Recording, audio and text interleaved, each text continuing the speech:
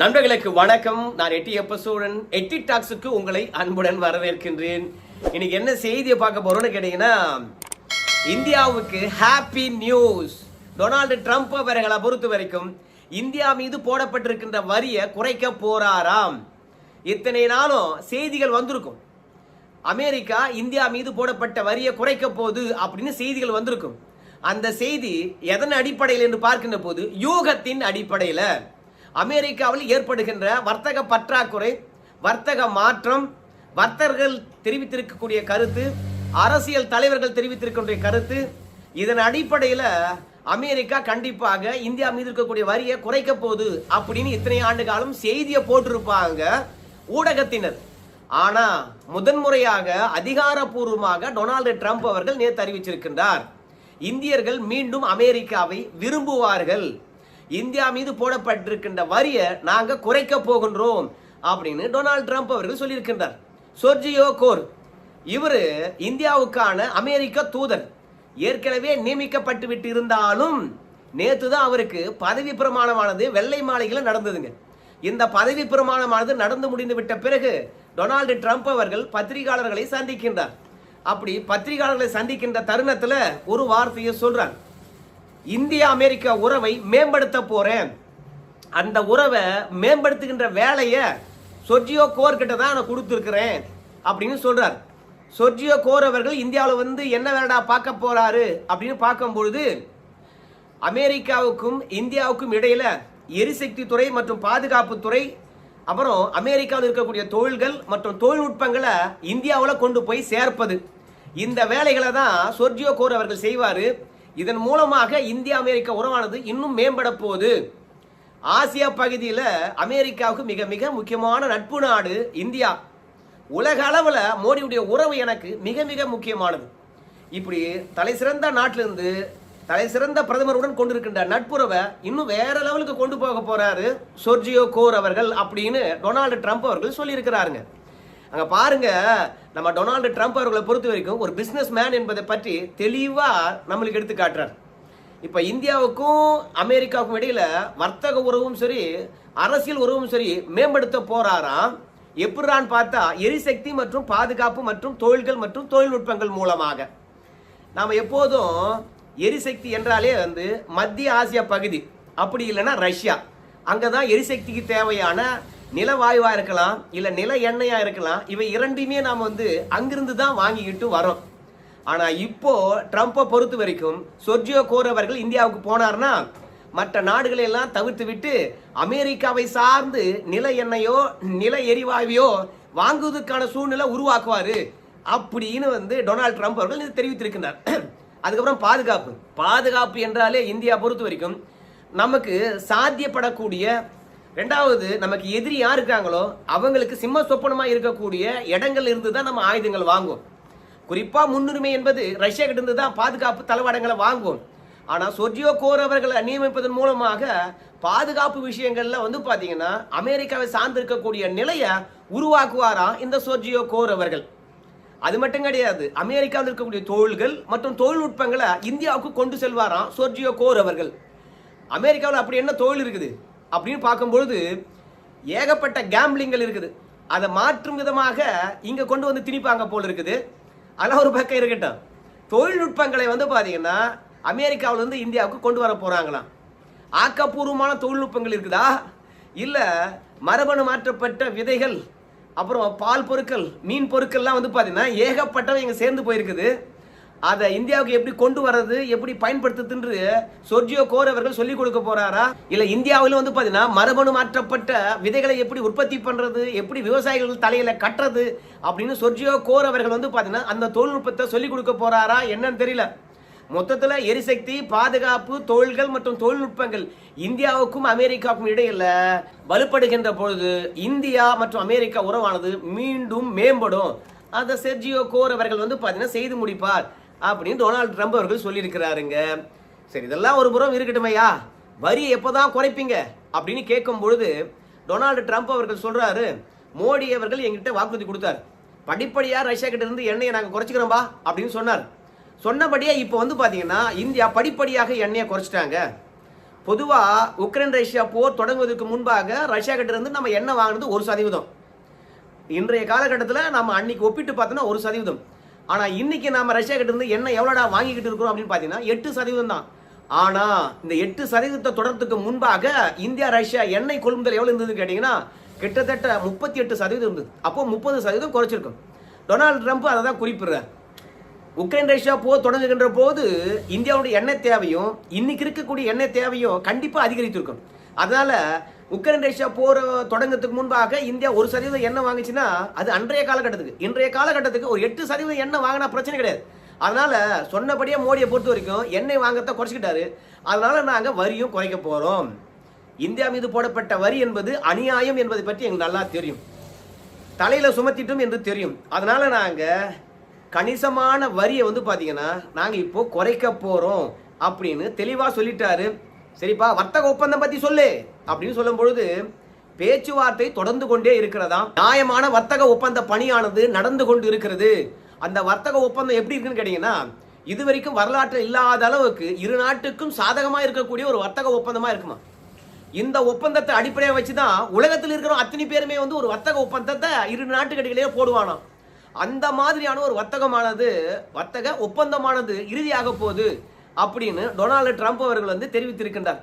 மொத்தத்தில் வர்த்தக ஒப்பந்தம் கையெழுத்தாவதுக்கான இறுதி கட்டத்தை நெருங்கி விட்டதாம். ஏற்கனவே உங்க எல்லாருக்கும் தெரியும், நான் அடுத்த ஆண்டு நான் இந்தியாவுக்கு போக போறேன் அப்படின்னு டொனால்டு ட்ரம்ப் அறிவித்தாரு.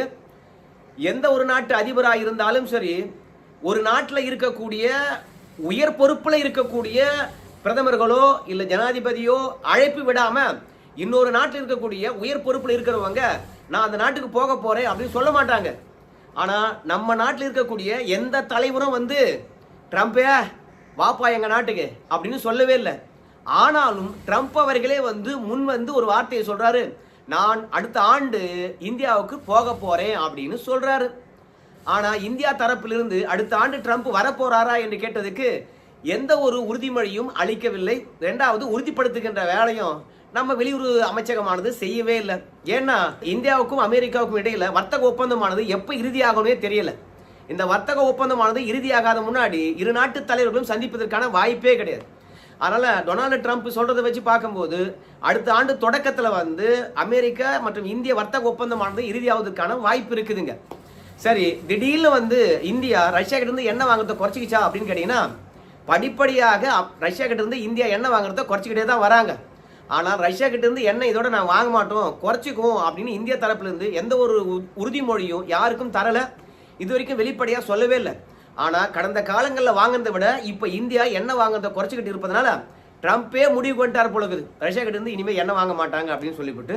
அதனால தான் வரியை நாங்கள் குறைக்க போறோம் அப்படின்னு சொல்றாருங்க. ஆனா அது மட்டும் கிடையாது, இந்தியாவிலிருந்து அமெரிக்காவுக்கு பொருட்கள் ஏற்றுமதி என்பது இப்போ குறைஞ்சி போச்சுங்க. எந்த அளவுக்கு குறைஞ்சி போச்சுன்னு கேட்டீங்கன்னா கொரோனா காலம் என்பது எல்லாம் முடங்கி போயிருந்தது. அந்த முடக்கம் ஏற்பட்ட காலத்தை விட இப்போ அமெரிக்காவுக்கு இந்தியர்கள் ஏற்றுமதி செய்யக்கூடிய பொருட்களுடைய அளவானது டப்பான்னு குறைஞ்சி போச்சுங்க. குறிப்பா 9 ஆண்டுகள்ல இல்லாத அளவுக்கு அமெரிக்காவுக்கான ஏற்றுமதி பொருட்கள் பார்த்தீங்கன்னா குறைஞ்சி போச்சு. ஏன் ஏற்றுமதி குறைஞ்சி போச்சு அப்படின்னு பார்க்கும் பொழுது விலையேற்றம் அதிகம். அமெரிக்க மக்கள் மத்தியில் பார்த்தீங்கன்னா இந்திய பொருட்கள் மீது இருக்கக்கூடிய மோகம் குறைஞ்சி போச்சு. எவனா ஒருத்தன் 100 ரூபாய் பொருளை 150 ரூபா கொடுத்து வாங்குவானா? முட்டாள் கூட வாங்க மாட்டான். அதனால இந்தியாவிலிருந்து ஒரு பொருளை அனுப்ப வேண்டும் என்றால் நியாயமான விலை 100 ரூபானா 150 ரூபா கொடுத்து தான் அனுப்பணும். அப்படி அமெரிக்காவுக்கு 150 ரூபாய்க்கு போய் சேர்ந்துச்சுன்னா அவன் ஒரு வேலையை வைப்பான் லாபத்துக்காக. அப்போ 160 ரூபாய். அப்போ கிட்டத்தட்ட 100 ரூபாய்க்கு கிடைக்கின்ற பொருள் 160 ரூபாய்க்கு கிடைச்சா அமெரிக்கா மக்கள் மத்தியில் இந்திய பொருள்களுக்கான எதிர்பார்ப்போ தேவையோ டப்புன்னு குறைஞ்சி போச்சு. அதனால அங்க இருக்கக்கூடிய கடைக்காரங்களும் சரி, அது இறக்குமதியாளர்களும் சரி, நம்ம இந்தியாவுக்கு தருகின்ற ஆர்டரை குறைச்சிட்டாங்க. அப்போ இந்தியாவுக்கு தானே பாதிப்பு அப்படின்னு சொல்லுகின்ற போது அதான் கிடையாது.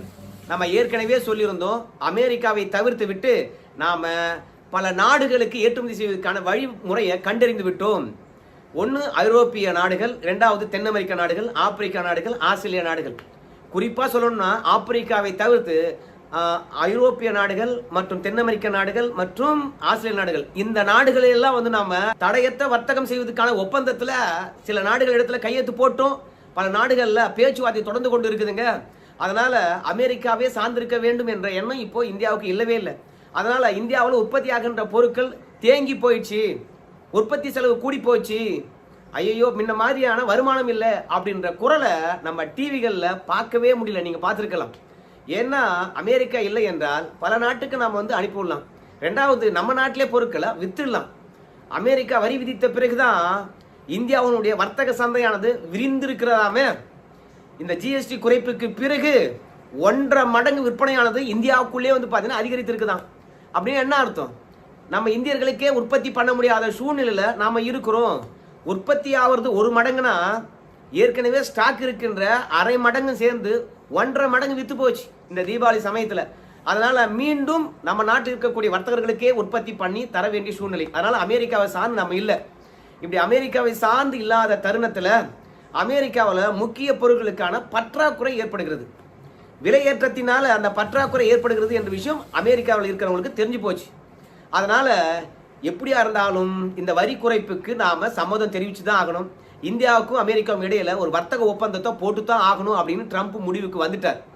எந்த அளவுக்கு குறைஞ்சு போச்சு அப்படின்னு பார்க்கும்பொழுது, நாம ஜனவரியிலேருந்து ஜூன் மாத காலம் வரைக்கும் எத்தனை டன் பொருட்கள் அமெரிக்காவுக்கு ஏற்றுமதி பண்ணியிருக்கிறோம் அப்படின்னு பார்க்கும்போது 4319 டன் தான் ஏற்றுமதி பண்ணியிருக்கோம் இந்த ஆண்டு.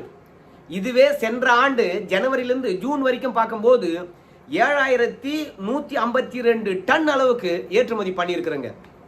இது 2016 காலகட்டத்தில் நாம இதே ஜனவரியிலிருந்து ஜூன் வரைக்கும் எவ்வளவு ஏற்றுமதி பண்ணியிருக்கோன்னு கேட்டீங்கன்னா 3750 டன் தான் 2016 நாம அமெரிக்காவுக்கு ஏற்றுமதி பண்ணியிருக்கோம். அதுதான் குறைவான பொருட்களை ஏற்றுமதி பண்ணதான ஒரு குறியீடு. ஸோ கிட்டத்தட்ட 2016க்கு பிறகு நாம 4319 டன் ஏற்றுமதி பண்ணியிருக்கோம். ஸோ 2016 தாண்டி 2025 தான் அமெரிக்காவுக்கான ஏற்றுமதி பொருளானது குறைஞ்சி போயிருக்கிறது.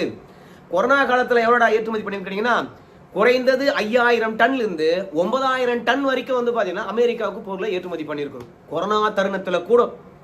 ஸோ இப்படி இந்தியா அமெரிக்கா வர்த்தகமானது 18% விட்டு எப்போது இறங்கந்தே கிடையாது. இப்படி 18% விட்டு இறங்காத பொழுது இப்போது வரிக்கு பிறகு அந்த ஏற்றுமதியானது அதிரடியாக வந்து 8% நின்ன பிறகு டொனால்டு ட்ரம்ப் அவர்கள் கதறுகின்றார். உங்க எல்லாருக்குமே தெரியும் அமெரிக்காவுடைய மக்கள் தொகையானது 30 கோடி. ஸோ அந்த 30 கோடி பேருக்கான பொருட்களை அமெரிக்க அரசாங்கமானது உறுதி செய்ய வேண்டும்.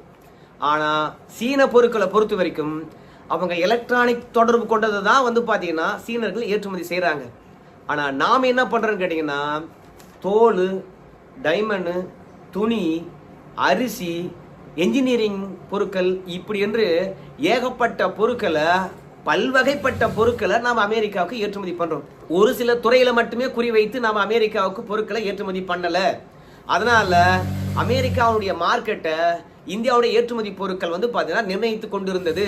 குறிப்பாக பஞ்சாபில் இருக்கக்கூடிய என்ஜினியரிங் ஆலைகளை பொறுத்த வரைக்கும் என்ன சொல்கிறாங்க கேட்டிங்கன்னா அமெரிக்காவிலேருந்து ஆர்டர் வர்றது குறைஞ்சதாங்க போச்சு. ஒரு நாளைக்கு 30 ஆர்டர் வருமா அமெரிக்காவிலிருந்து. ஆனால் இப்போது 10 ஆர்டர்கள் தான் வருதாம். ஸோ 20 ஆர்டர்கள் குறைஞ்சி போயிடுச்சான். பஞ்சாப் பொறுத்த வரைக்கும் என்ஜினியரிங் பொருட்களை வந்து அதிகமாக ஏற்றுமதி பண்ணியிருக்காங்க.